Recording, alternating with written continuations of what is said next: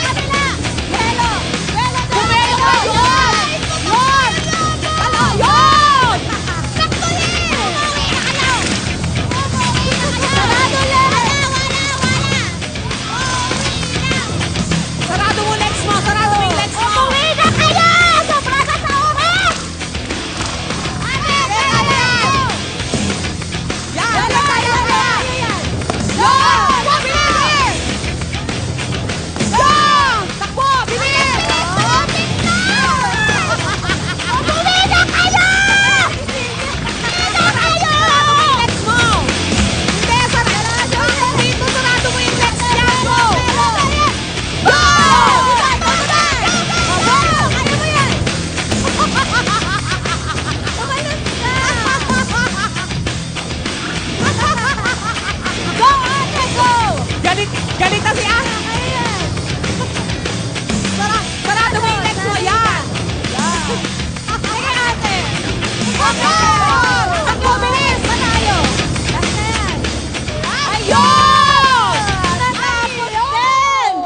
Grabe! Natapos din! Ang napabongga talaga doon si Ate Silvia. Oo, si Ate Sil.